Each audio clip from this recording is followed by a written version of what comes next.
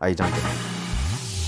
शुरुआत हम उत्तर भारत की तरफ से ही करेंगे। यहाँ पर जो डब्ल्यूडी वेस्टर्न हिमालयन रीजन के करीब से होकर गुजर रहा है, उसका कुछ तो असर उत्तर भारत के पहाड़ों पर दिखाई देगा। अनुमान यह है कि गिलगित बाल्टिस्तान, मुजफ्फराबाद में कई जगहों पर हल्की वर्षा होगी, जबकि जम्मू कश्मीर और इसके एडजॉइनिंग लद्दाख के रीजन में कुछ जगहों पर बादल तो वैसे जम्मू कश्मीर में अधिकांश जगहों पर बने रहेंगे और लद्दाख पर भी कई जगहों पर बादल नजर आएंगे लगातार पश्चिमी दिशा से आते हुए, और काफी घने बादल भी हो सकते हैं। लेकिन बारिश की जो संभावना है श्रीनगर, गुलमर्ग, कुलगाम के ऊपर काजीगुंड का जो ये वाला हिस्सा है, इन भागों में कहीं कहीं पर वर्षा हो सकती है। लद्दाख में फिलहाल मेजरली ड्राई और ड्राई वेदर रहेगा, क्लियर तो फिलहाल नहीं रहेगा।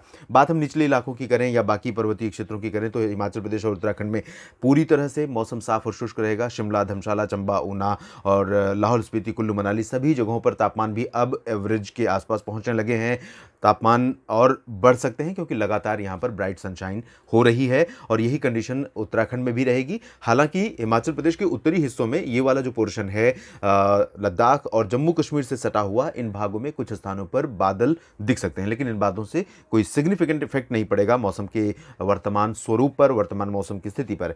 पंजाब, हरियाणा और राजस्थान तथा दिल्ली, उत्तर प्रदेश में पूरी तरह से ड्राई और क्लियर वेदर रहेगा। बादलों का यहां पर पहुंचने का अनुमान बिल्कुल नहीं है और अनुमान ये है कि अमृतसर, तरन और फजिल्का, फरीदकोट, जालंधर, पठानकोट से लेकर नीचे लुधियाना, पटियाला तक, और इधर यमुनानगर, पंचकुला, करनाल, कुरुक्षेत्र, कैथल, जींद, हिसार, रोहतक, फतेहाबाद, चरखी, दादरी, झज्जर, महेंद्रगढ़, रेवाड़ी, ये वाला जो रीजन है दिल्ली और उत्तर प्रदेश में मेरठ, अलीगढ़, आगरा, मथुरा, बरेली, शाहजहांपुर, पीलीभीत, झांसी, कानपुर, लखनऊ, बहराइच, अयोध्या, प्रयागराज, सुल्तानपुर, प्रतापगढ़ और वाराणसी, सोनभद्र, भदोही, गोरखपुर, इन सभी क्षेत्रों पर हवाओं का जो रुख रहेगा वो पश्चिमी दिशा से रहेगा और काफी तेज हवाएं चलेंगी। लगभग जो गस्टिंग स्पीड होगी 30 किलोमीटर प्रति घंटे तक जा सकती है दोपहर के समय में 10 से 2 बजे के बीच में, और 10 से 4 के बीच में हवाओं की स्पीड लगभग 20-25 किलोमीटर के आसपास रहने की संभावना है। तो ये जो स्पीड है हवाओं की, ये फसलों के लिए थोड़ा बहुत चैलेंजिंग हो सकती है, किसानों के लिए निश्चित रूप से इससे चिंता हो सकती है। फसलें परिपक्व हो रही हैं और कई जगहों पर कटाई और मड़ाई का काम शुरू हो चुका है, खासतौर पर पंजाब और हरियाणा में।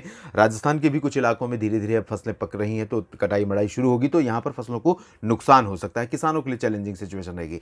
टेम्परेचर राजस्थान के तमाम इलाकों में बढ़ रहे हैं और उत्तर दक्षिण पश्चिमी हिस्सों में जैसलमेर और जोधपुर, जालौर का ये वाला जो हिस्सा है, बाड़मेर का क्षेत्र है, इन भागों में बढ़ते तापमान के बीच और इन हवाओं के बीच लू जैसी स्थितियां बन सकती हैं। इसके अलावा लू जैसी सिचुएशन बनने की संभावना या आशंका है गुजरात के तमाम इलाकों में। गुजरात के लिए ये बहुत ही समर सिचुएशन हो जाती है। हालांकि अभी भी गुजरात में जो अधिकांश शहर हैं, अभी मैक्सिमम टेम्परेचर वहाँ का एवरेज 35 डिग्री के आसपास है, इससे ज़्यादा नहीं है, लेकिन तमाम जगहों पर 40 डिग्री के करीब पहुंचने लगा है तापमान। तो अनुमान यह है कि अहमदाबाद, वडोदरा, गांधीनगर, सूरत से लेकर राजकोट, जामनगर समेत वेरावल, सोमनाथ, द्वारका, ये रीजन, भुज का क्षेत्र और पूरा का पूरा उत्तर पूर्वी क्षेत्र, इन सभी भागों में तापमान सामान्य से कम 2 से 4 डिग्री सेल्सियस ऊपर रिकॉर्ड किए जा सकते हैं। मध्य प्रदेश में पश्चिमी और पूर्वी हिस्सों, छत्तीसगढ़, उड़ीसा और महाराष्ट्र के सभी भागों पर हवाओं का रुख उत्तरी दिशा का रहेगा, उत्तर पश्चिमी दिशा का इस तरह से रुख रहेगा। इन हवाओं के बीच सुबह और रात का प्लेजेंट मौसम रहेगा, लेकिन दिन में तापमान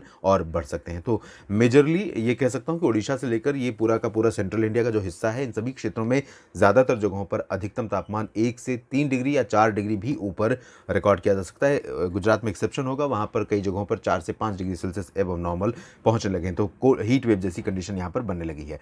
गोवा में भी ड्राई और क्लियर वेदर रहेगा। साउथ इंडिया में कर्नाटक के उत्तरी आंतरिक इलाकों, तेलंगाना, आंध्र प्रदेश और तमिलनाडु में सभी जगहों पर शुष्क मौसम की संभावना है, लेकिन सर्कुलेशन जो बंगाल की खाड़ी पर बना हुआ है, इसका असर यहाँ पर रहेगा। तो उम्मीद कर सकते हैं कोचीन, मदुरई, त्रिवेंद्रम और कन्याकुमारी समेत कहीं कहीं पर हल्की वर्षा की और तटीय कर्नाटक में कुछ जगहों पर हल्की बारिश की बूंदाबांदी की।